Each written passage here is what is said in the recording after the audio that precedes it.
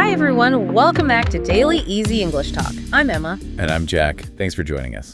You know that feeling, right? Someone hits you with a question, maybe it's a big one, maybe small, and you're just, not 100% sure what the answer is. Oh, absolutely. And that automatic, I don't know, it can sometimes feel a bit flat. Yeah, or like you didn't even try to think about it. Dismissive, maybe. It really can. And, often it's not that simple. It's not like you know nothing. You might have a feeling or part of the answer, or maybe you just need a moment to check. Exactly. And saying, I don't know, just kind of shuts the door, doesn't reflect any of that. Mm-hmm. Doesn't show the nuance. Right. And, that's what we wanted to dive into today. We've gathered some really useful, almost artful ways to respond when you're in that uncertain spot. Our mission, really, is simple. Just to give you 5 solid phrases, options beyond just, I don't know.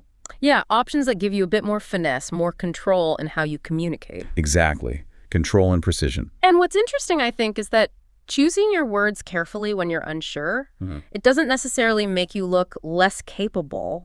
Sometimes, actually, it does the opposite. It can signal you're thoughtful, you're honest, you're managing expectations clearly. It's really about being precise about your actual level of certainty. Yeah. Okay, yeah, I get that. So let's break down this toolkit then. What's the first one? Maybe the most obvious. Right, the most direct one, but you can use it with intention. Just a simple, I'm not sure. Okay, I'm not sure. It's straightforward, states you don't have the specific info they asked for. It's honest, it's pretty low risk. Best for when you genuinely have, zero data, or guessing would just be a bad idea. So no speculation needed. Just acknowledges the gap. Exactly. Clean and simple. Okay, so that covers the total blank scenario. But what about when it gets fuzzier? Like you have a strong hunch or some info, but you're just not totally solid on it. You definitely don't want to state it like it's proven fact. Yeah, that's a great scenario. And that's perfect for, I think so, but I'm not certain. I think so, but I'm not certain. I like that. It's really useful because it shows you've, engaged with the question, you've thought about what you know, and you've landed on a likely answer, but, and this is key, you're actively flagging it. Flagging the uncertainty. Right. Managing those expectations up front. You're essentially saying, look, based on what I recall, this seems probable, but maybe double check. Yeah. Don't bet the farm, like you said. Makes you seem thoughtful, not flaky. Exactly. Responsible guessing, maybe? Responsible guessing, yeah. Right. What about when you're not even really guessing based on what you know, but more like brainstorming, just floating an idea? Right. Different situation. That's where something like it might be, or maybe it's. How's that different from I think so? Well, I think so usually suggests there's some basis, even if it's shaky. It might be, on the other hand, is often pure possibility. Speculation, like when you're problem solving out loud. Maybe the setting is wrong, or it might be in that other folder. Ah, okay. So it's presenting something just for consideration, not claiming it's likely. Exactly. It doesn't commit you much at all. Very open-ended. Got it. So we have direct unsureness, we have cautious probability, and pure possibility.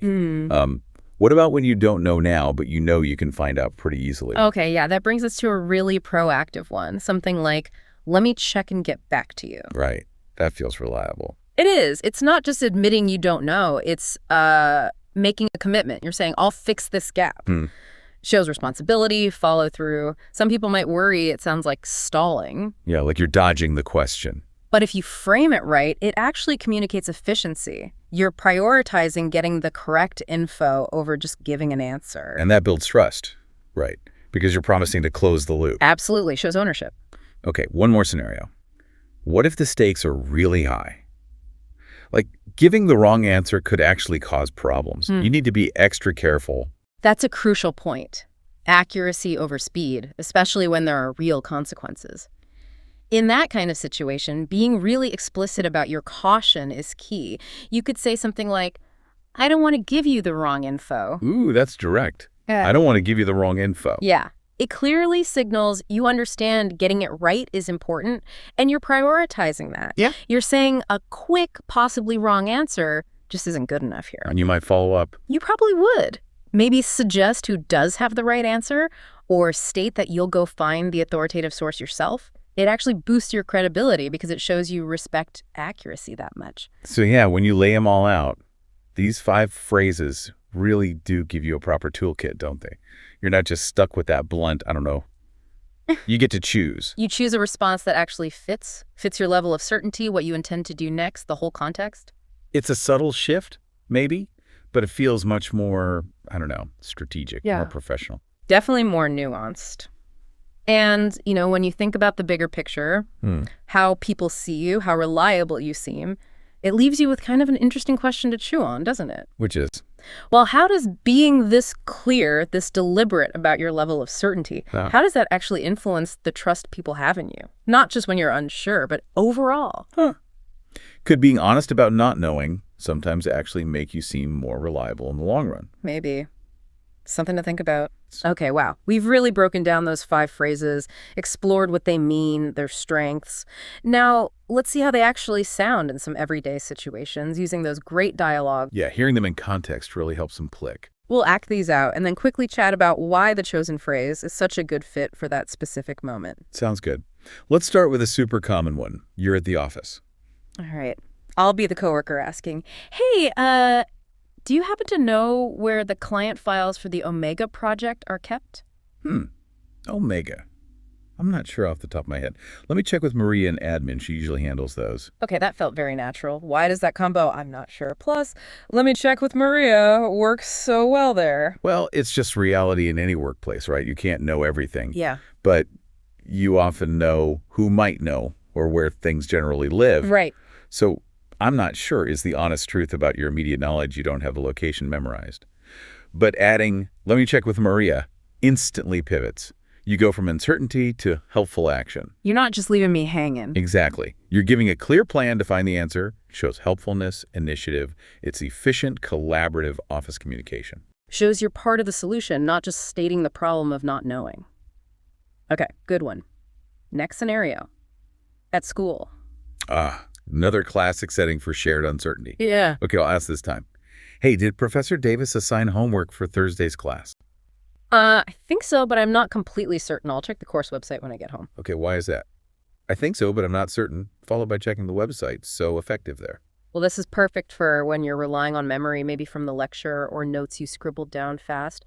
You have a feeling, a strong indication. I think so. But maybe you zoned out for a second or your notes are messy. Happens to the best of us. Totally.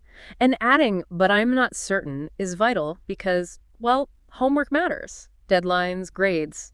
Getting it wrong has consequences. Definitely. And the follow-up action, I'll check the course website, adds that layer of reliability.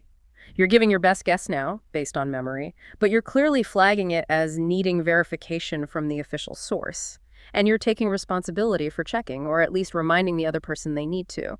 So it gives them a heads up about what's likely, but manages the expectation that it's not confirmed yet. Exactly. Sharing preliminary info, but responsibly. Okay, how about that super common situation? Yeah.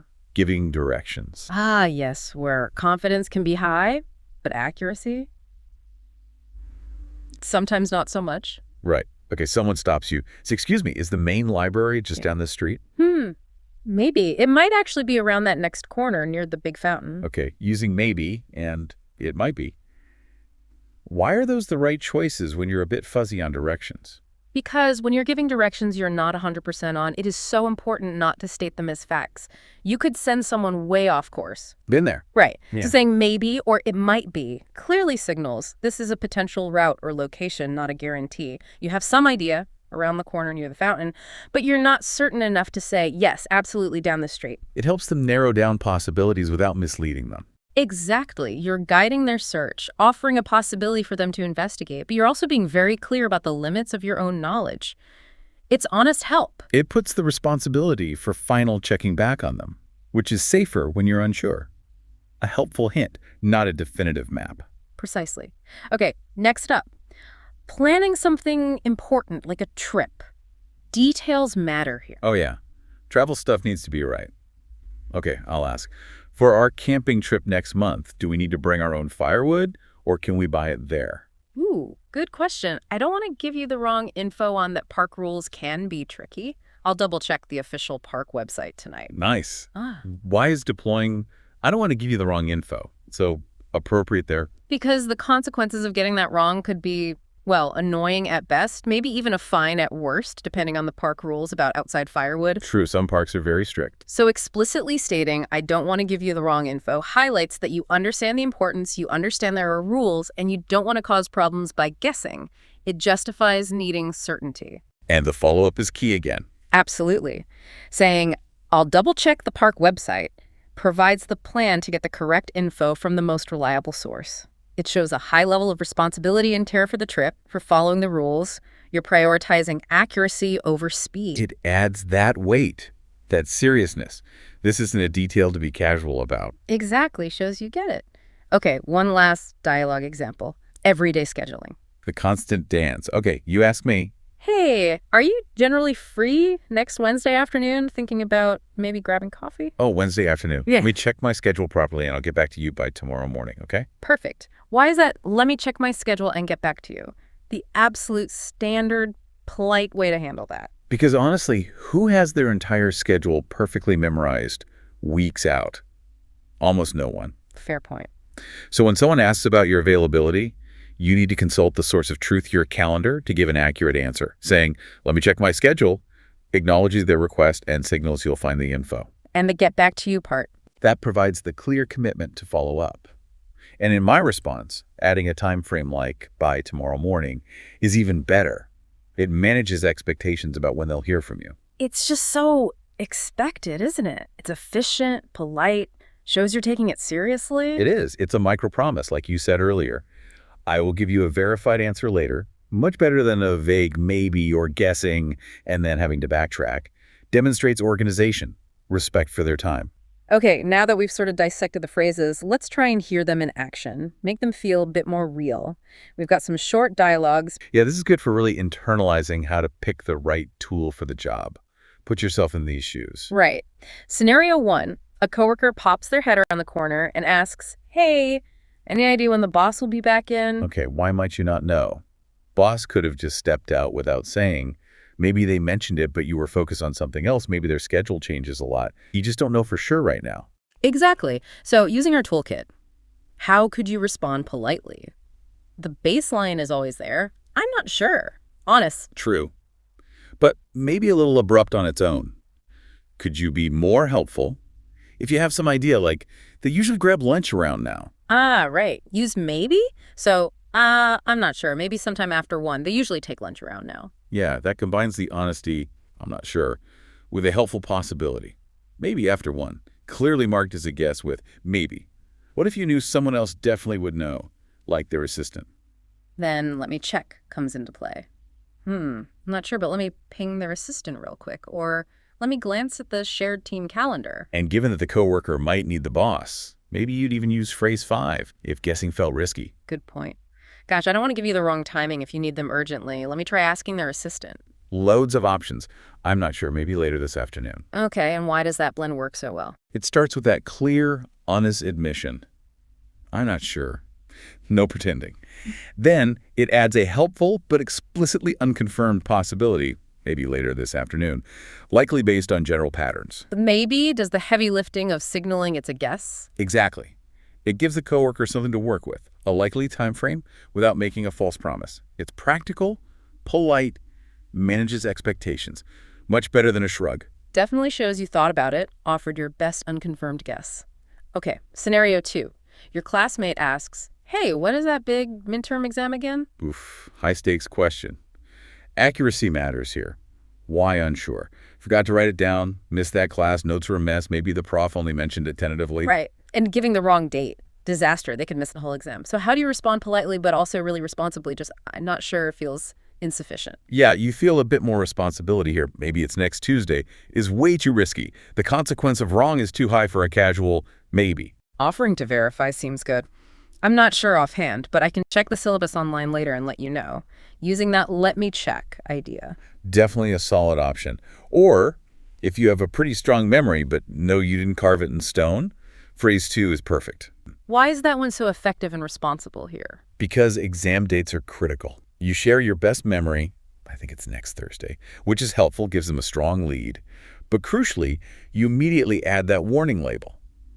But I'm not certain. Explicit disclaimer. Yes, you're signaling loud and clear. This date needs verification.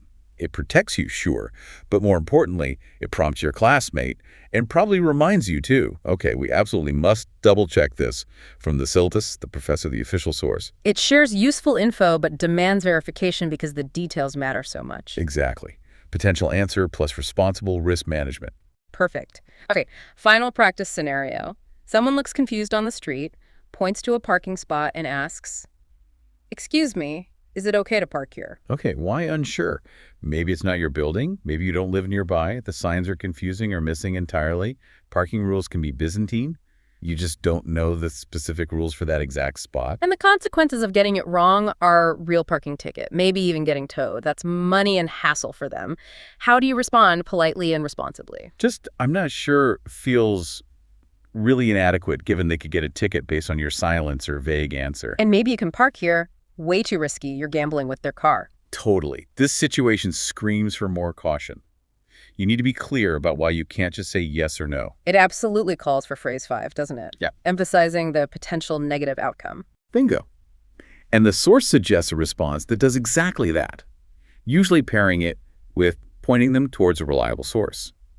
Oh, gosh, I don't want to give you the wrong info about parking here. You'd be better off asking the security guard over there or checking inside the building at the front desk. That response is so effective, so responsible here. Why? Starting with, I don't want to give you the wrong info, immediately shows you understand the stakes. You get that parking rules have consequences, and you're concerned about them getting a ticket or towed. It justifies why you can't give a simple answer. Right, it explains your hesitation. And then crucially, following up with better ask the front desk or check the official signs is vital. You're not abandoning them. You're actively directing them to someone or something that can give them the verified correct information for that specific spot. It shows genuine helpfulness and responsibility where just guessing could cause them real trouble. It elevates your response. You're not just uncertain, you're actively guiding them towards safety, towards the correct info. Builds trust because you're clearly looking out for them. It's communication with integrity and care. Plain and simple. So we've really gone deep on these 5 phrases, haven't we? Seen how they work alone, in dialogues, how to apply them.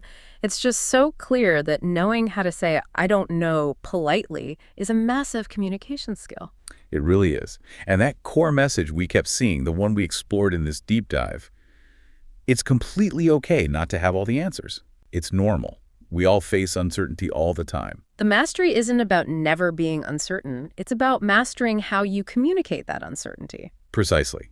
Using these polite, strategic phrases lets you be totally honest about what you know right now. While also sounding helpful, engaged, and honestly more credible. Yeah, you clearly state where you stand on the certainty scale. And often you offer a way forward finding the info, suggesting possibilities responsibly. You move beyond just lacking information to skillfully managing that lack of information. It shows maturity, responsibility, respect for the other person, being transparent, proactive, not evasive, or just shutting things down. Exactly. Navigating those inevitable, moments with grace and effectiveness. So, thinking about all this, what does it mean for you listening? Maybe consider this. How might consciously choosing one of these polite phrases when you're unsure, instead of just defaulting to, or maybe worse, taking a wild guess, how might that fundamentally change how people see your reliability, your competence? Yeah, think about the impression someone leaves. The person who guesses confidently but is totally wrong, versus the person who says, I'm not sure about that, but I will find out for you, and then actually does it. What stands out to you about the power of that second approach, that kind of responsible, honest communication? It just builds such a solid foundation of trust, doesn't it? People might remember you didn't know instantly, sure, but they'll also remember you were honest, you're responsible, and you likely helped them get the right answer in the end. That kind of reliability, that's incredibly valuable in any relationship, any interaction. Well, that's all for this deep dive. We hope you found these tips useful. And if you did, please do follow and subscribe to Daily Easy English Talk. Share it with anyone else you think might find it helpful too. Thanks so much for listening, everyone. We'll be back soon with another deep dive next time.